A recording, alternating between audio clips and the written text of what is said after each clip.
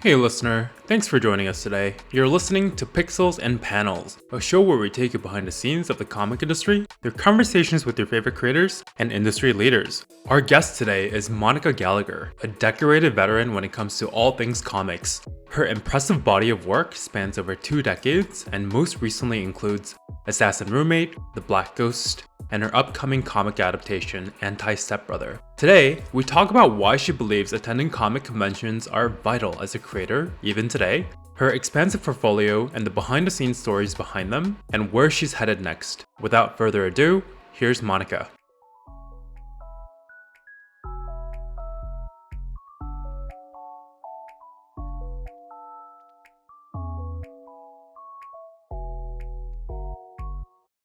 Hey Monica, how are you doing today? Great. Well, thanks for taking a bit of time and coming onto our show. To get started, do you mind sharing a little bit about what got you into comics and where you began? I began a long time ago. Basically, when I was a kid, I was really into comic strips like Garfield and Calvin and Hobbes, and I thought I would just mimic them and make my own like boring, my own version of comic strips, which was just boring. And then when I was in high school, I made a comic for my best friend for her birthday that was long form, like a regular comic. And after that, I just kind of kept doing it, even though no one was reading it, none of my friends or anything. I just did it for myself. And I kind of just kept going. And then the more that I actually learned about comics, like in high school and college, I was an animation major in college, but I just kept doing comics. I had this one web comic that I did for way too long, and I started printing it out and going to conventions. And then I met like a community of people, and so I just figured like, oh, this is just what you do. You keep coming up with stuff and going to conventions. And I had a day job the whole time. It was only in the last like 5 years ago when I was actually able to quit my day job.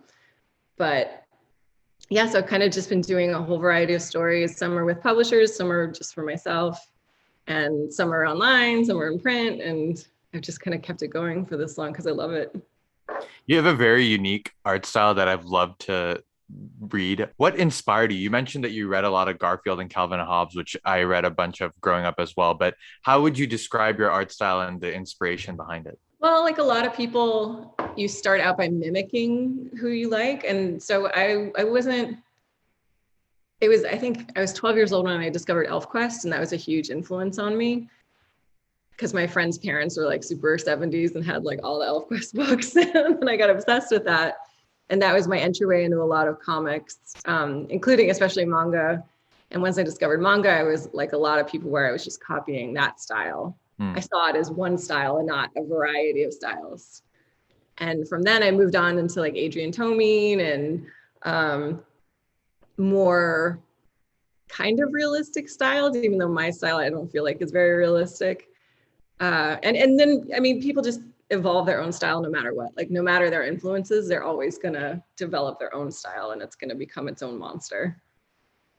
You took the words out of my mouth and how I would describe your style because I wanted to use the word realistic, but you're right. Like it's not realistic, but it has like elements of it. It's very, very interesting and I've enjoyed it. The other question I had for you, so you've told a bunch of different stories. You've self-published comics. You have 2 webtoons that you've done. There's another series that we're going to talk about in the future that you're working on now.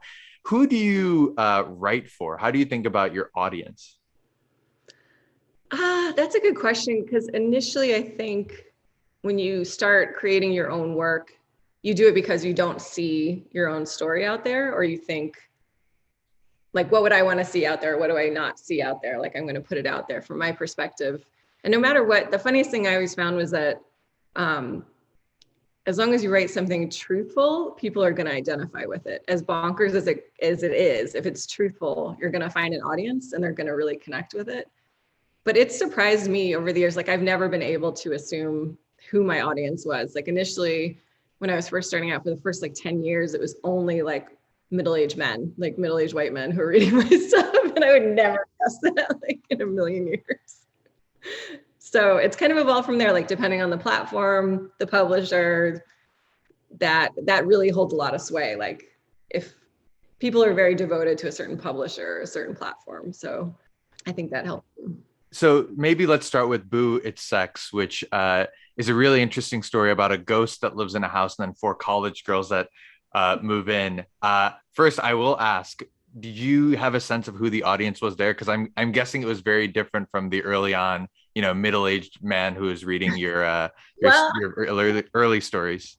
I mean, you'd be surprised. So that was I was created by myself and Danielle Corsetto, and she's a very famous cartoonist in her own right. She's been in webcomics very, very successfully for a long time, and I've known her for a long time. And the two of us wanted to do a comedic sex ed comic, and we thought because Webtoons' audience was primarily people on the younger age, like preteens and even younger, that we're trying to like hit a balance of like, well, this is stuff that, everyone should know. But she and I both learned a ton. And then we've talked to so many adults who are like, well, I never knew that. We're like, we didn't know that either. No.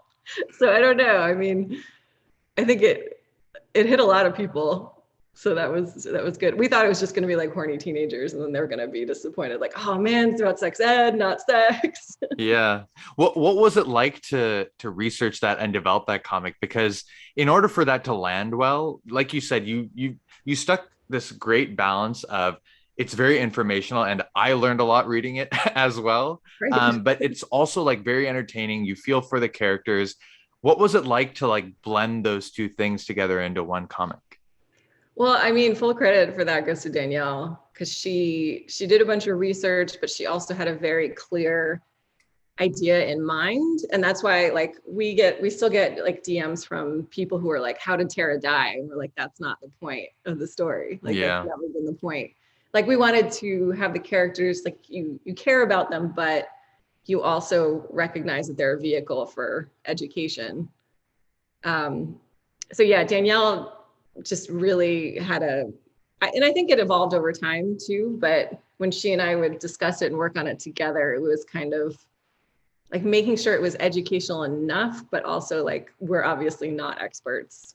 And so we wanted to encourage people to like look up stuff on their own. And then we used a lot of metaphors because we didn't want to, we didn't want to get cut out. We didn't want to get censored, as well as like we wanted people to kind of have a more like curious reading of it. They could look at it and be like, oh, like I wonder what that actually means, and then go investigate on their own. And in terms of just character development and coming up with characters, what has your process been like for that? I know every creator approaches it a little bit differently. Some are like, let me hit the main beats of the story, understand the types of emotions I want people to feel, then work on characters. Some people are drawn to like, okay, I want this person to exist in my story and then craft things around that. What does it usually look like for you? That for me depends. I'm usually more character driven. It's kind of like this. I write the same way that I do my artwork, where I'm very concerned with characters and facial expressions and not so much concerned with world building. You can really tell there's a great divide between like my settings and the people. There's been a few times though where I've just decided I want to create a whole comic of like I have a comic about a roller girl at her day job, and I was like, I just want a comic about her, and then I'll build the entire world around that. But for other comics like Assassin Roommate, I knew going into it the two main characters, and then I knew the world, and then I was well, I'll figure it out from there. So like I guess I don't plan and outline a whole bunch depending on the story. It's usually more like who are these characters and how are they going to interact and what's going to happen to them. Yeah, let's talk about Assassin Roommate. Mags and Kurt are both fascinating characters. Mags is like I loved like trying to just figure out who she is because it takes a while to be able to put any sort of finger on her. But very fascinating characters. So do you mind talking about your inspiration behind these two? Yeah, I've always kind of said that it was threefold. So I got approached by a former editor at Webtoon, Tom Akel, at a comic convention, and he asked if I'd be interested in pitching to them.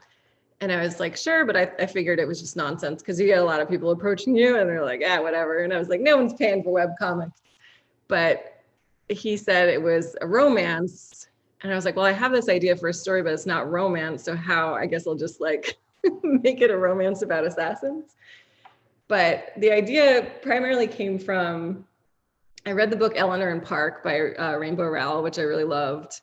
So that was kind of like a bare bones inspiration. It's about like a white redheaded girl who is like bigger and felt very uncomfortable in her own skin. And she meets this Korean kid at her school who's like super shy, but also very into martial arts. And they kind of have this like amazing connection.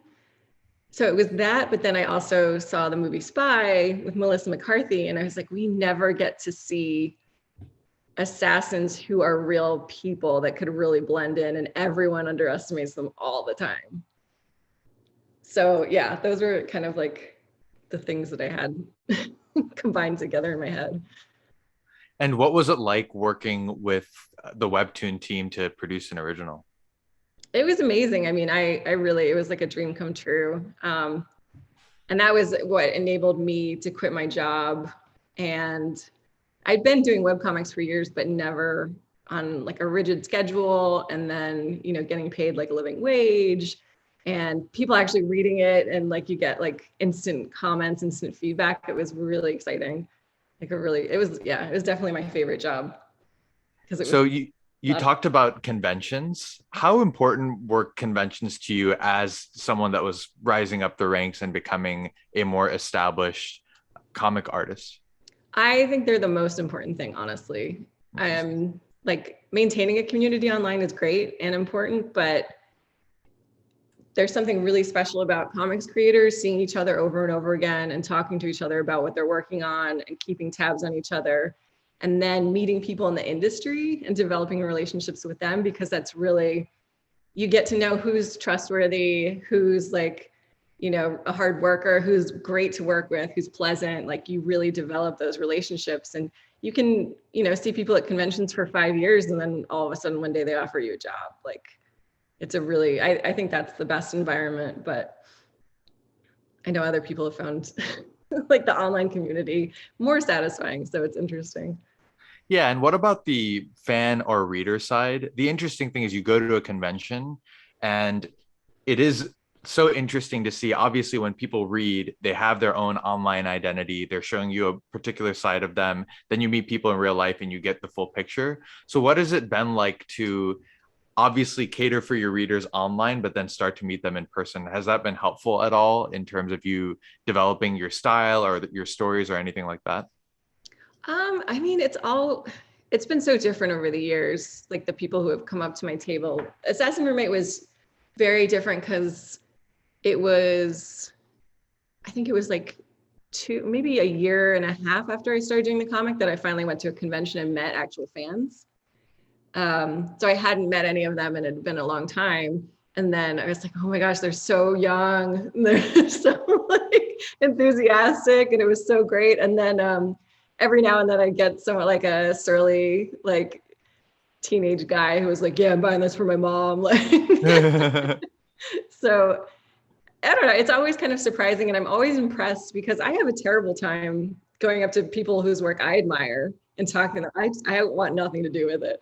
I just want to like buy their book and say hi and then run away. So I'm always impressed when people like want to talk to me.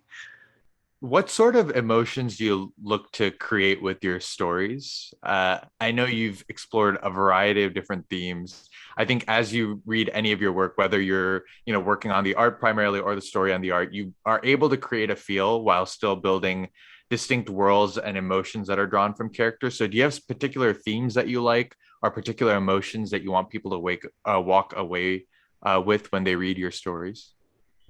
I think it depends on what I'm working on at the moment or where I'm at in my life, because things have definitely changed. Like when you're younger, you want everything to be kind of dramatic and like epic. And then as you get older, your interest is more in like the minutia and like the ways that people are different in very tiny ways. That's something I've definitely noticed. Like now I pay more attention to the voices of the characters and what they might actually be going through rather than just assuming that everyone's going through the same thing or people are going through something at a certain point in their life. Yeah. Interesting. So I want to come back and talk about Stepbrother, which is what you're working on right now. We'll get into that. But before we do that, you have a bunch of different ways that you've looked at making money as an artist. And I saw, you know, Patreon seems to be a big reason why you were able to to quit your full-time job and pursue this. So I guess, do you mind just starting by being like, okay, you're up and coming, you produced a bunch of webcomics, you're working on your craft. Now you're like, okay, how am I going to make money off of this? What was your process like? What did you look at? And how did you start to make money from your wonderful work? Well, it's difficult because it is very different for everybody. And I've been doing this for a long time. So for people today, it looks very different. Like they're both, there's more avenues where you can make money now, but also less, like, because there's so many people out there. Like I think Webtoon was a huge game changer for a lot of people because they weren't able to make enough money from their webcomics before that. Like very few people could live off of their webcomics before that. So yeah, like I went through, I mean, I guess I started going to conventions and selling comics that way, but I always had a day job. So it was kind of, it was just bonus. I wasn't able to like fully fund like how I lived until Webtoon. But yeah, it's always going to be a mishmash and you have to be creative, like, you know, finding out like how people are reading your stuff and what way they want to ingest it and what they're willing to pay for and what they want to see more of. And I mean, that's part of what's so difficult about it is that we all kind of want to just be able to do what we want to do and then make a living off of it. But I think also like conventions, like besides just selling books, they're just huge for exposure to industry people and the publisher side of things. So for me, it was like a lot of self-published stuff until I got noticed by a publisher, which was Oni Press. And then they opened up a lot of doors for me and I was able to move on to like other publishers and just like random gigs here and there before Webtoon. So on the self-publishing side, like how would that work? Like what would you do to get the physical copies of your comics and then go to the convention and sell them? Because that sounds like the grittiest, most badass thing I've heard of. Well, back in the day, I mean, it was like zines, like in the 90s, like zines were a big deal. Like you would just go, you know, to Kinko's and like make your own rock zine and sell it at a show. Wow. So, and I remember Patton Oswalt said that like, he wanted to create, he had this one documentary where he was like going around on a tour bus with comedians and he said he wanted comedians to tour like rock bands do. And he hadn't seen that, like indie rock bands. He kind of created that and a lot of indie comics people do the same thing where they just kind of make their own work. Like they, you know, print it out on their printer, staple it at home, and then they just show up at conventions. And that's what I did initially was I just printed everything out and stapled it. And then I would just go to like one convention and meet people and they would recommend another one and I go to that one and they'd recommend another one. And then you just keep going around and adding more if you can.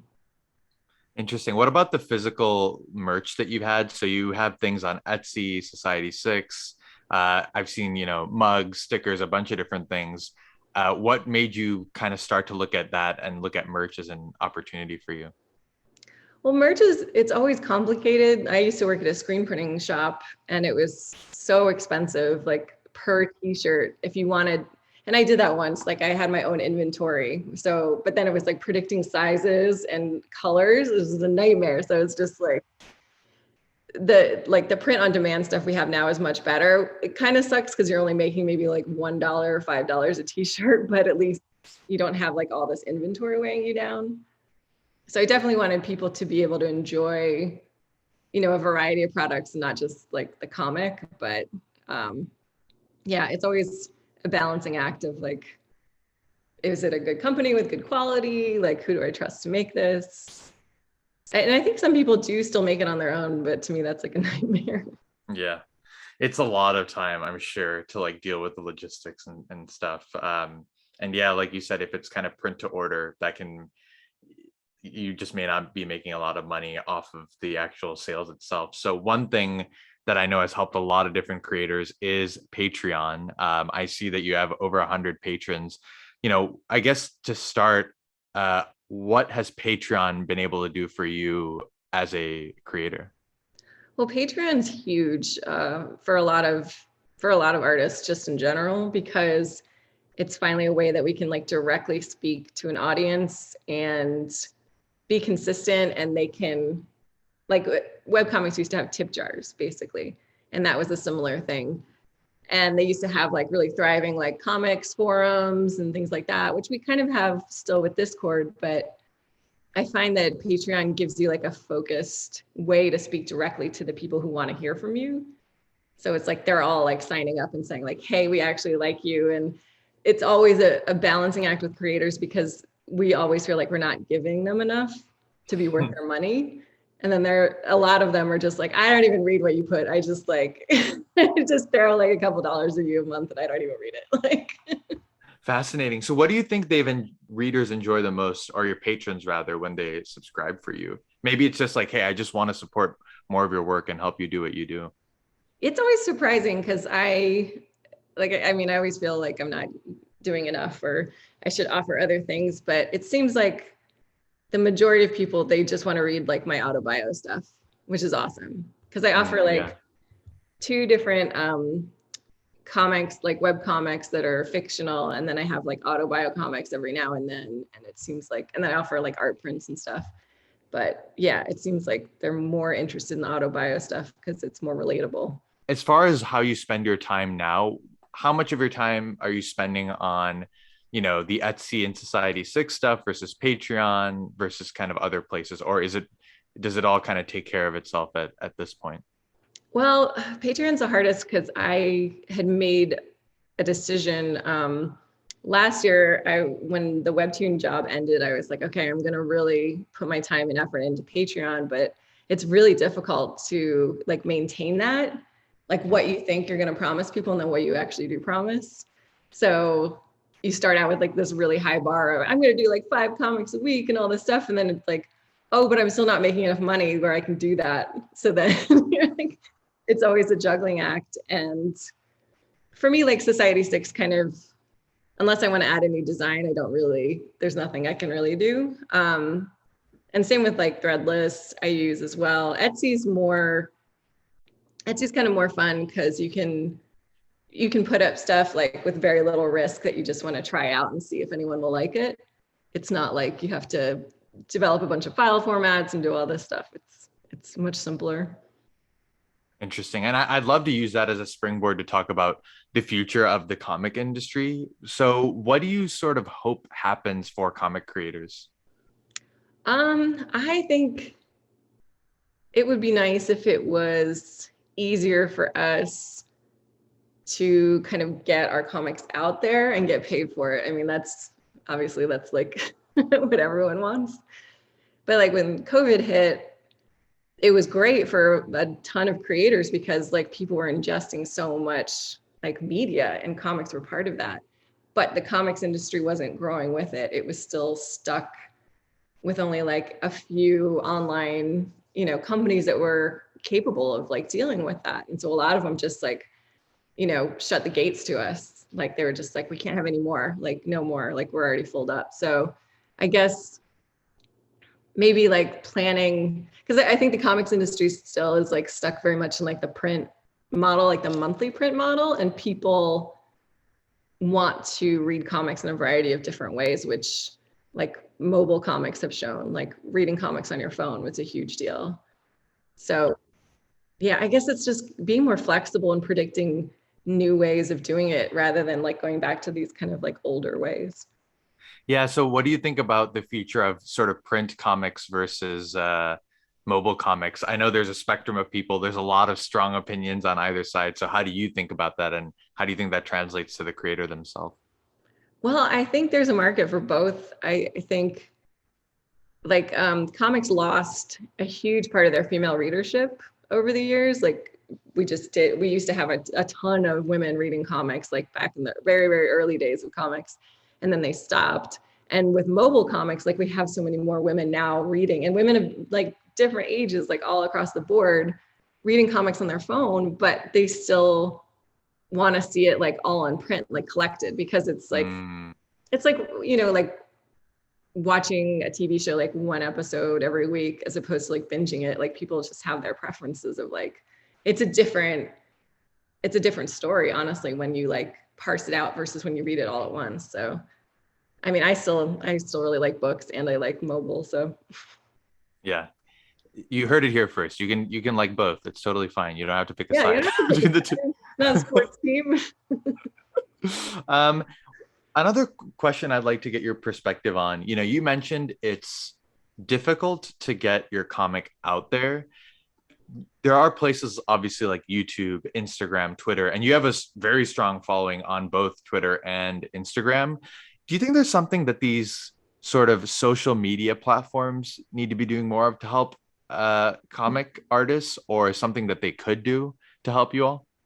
Yeah, it's more like not help, but just not hinder us. I think they've hindered us a lot. Like just get out of the way, and like the algorithms are killing us. Like it's also just, besides promoting the people who already have tons of subscribers, it's not allowing diversity and other people to like even get, like I've had so many people I follow on Instagram just say like I've given up, like I don't see, like no one's seeing my posts anymore. Like I can't be here anymore.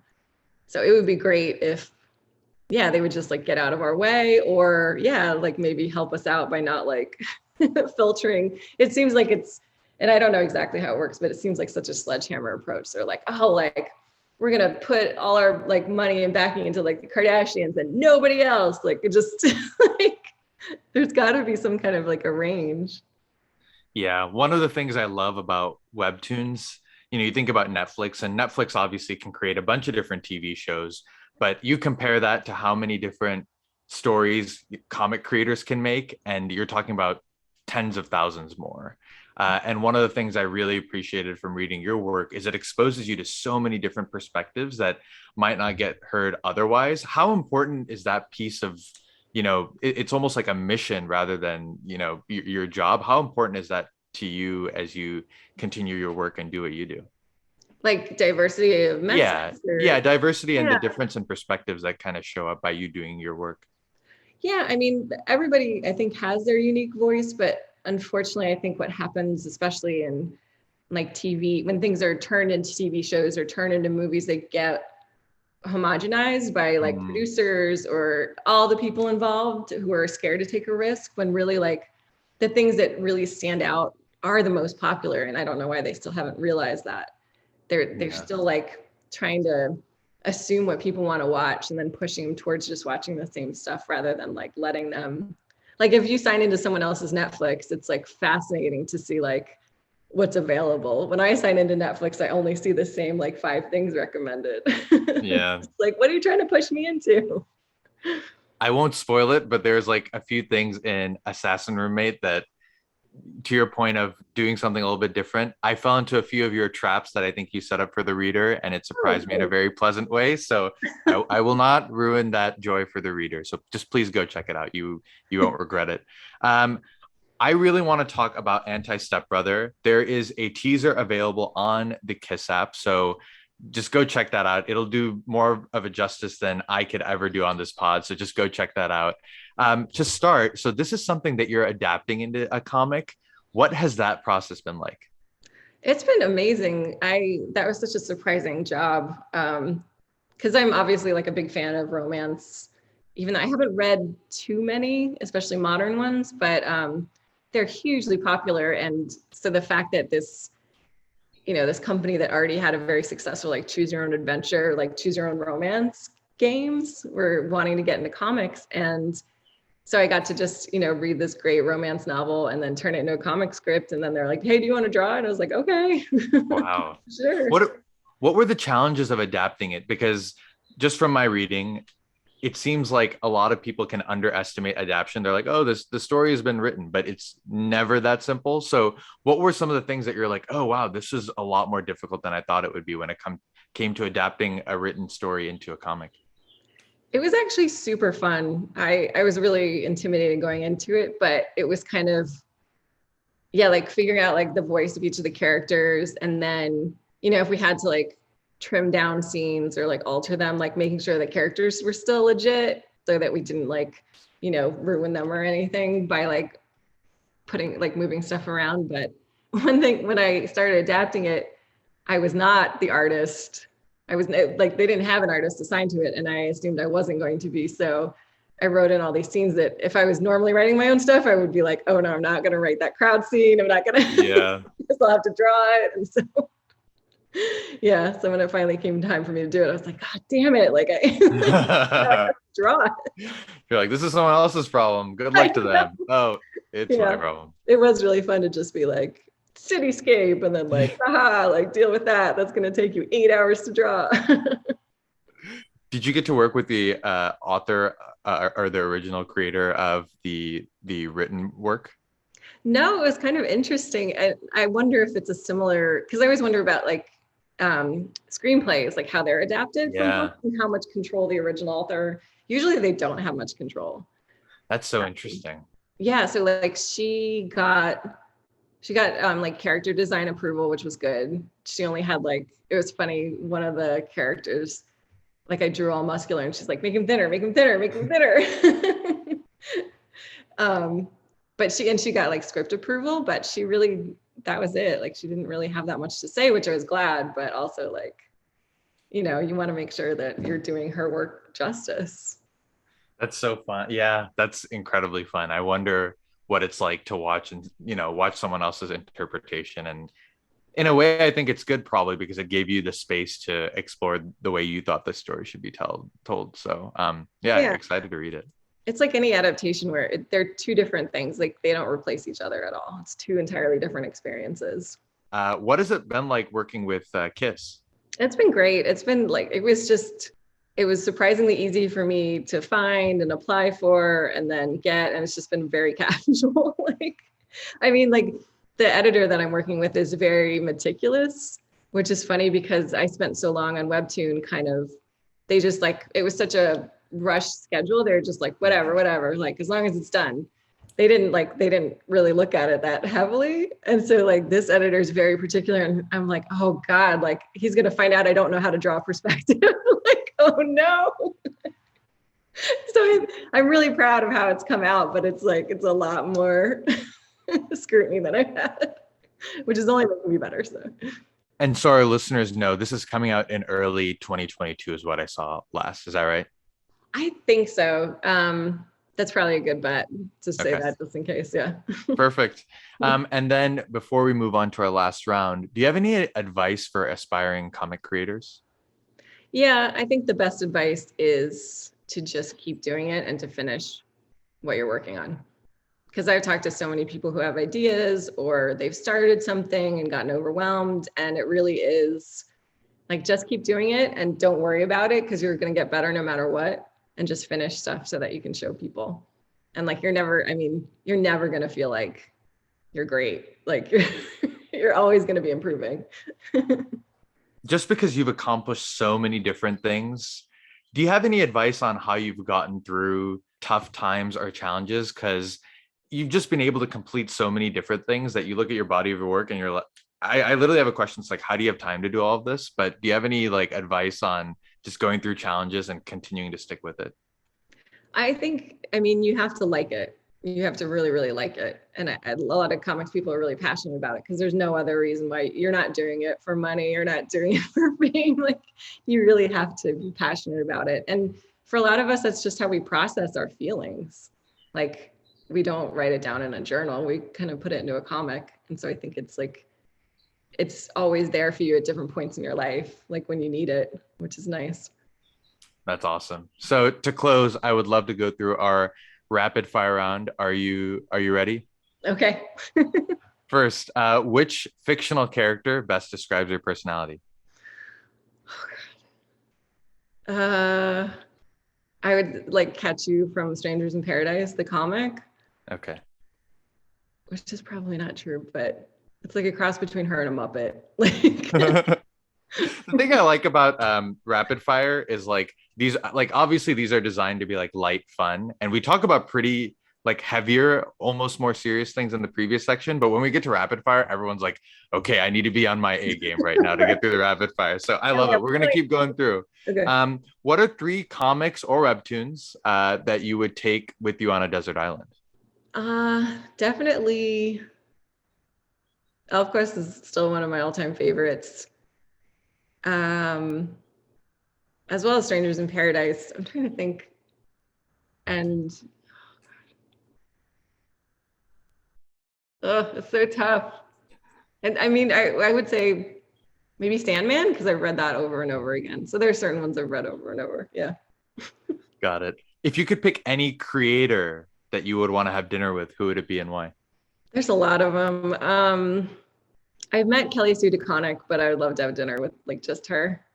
And when you think about your favorite scene from a comic, I know favorite is probably hard, but just a scene that pops into your head when you think of the world of comics or webtoons, what scene pops into your mind? Why are these all so hard? Desperately trying to remember.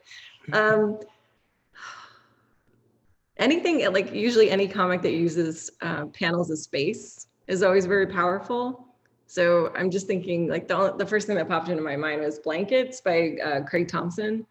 They have like the whole book takes place during like winter storms. And so they have tons of panels just like very slowly panning down to like people in the cold, like dealing with emotions and breathing.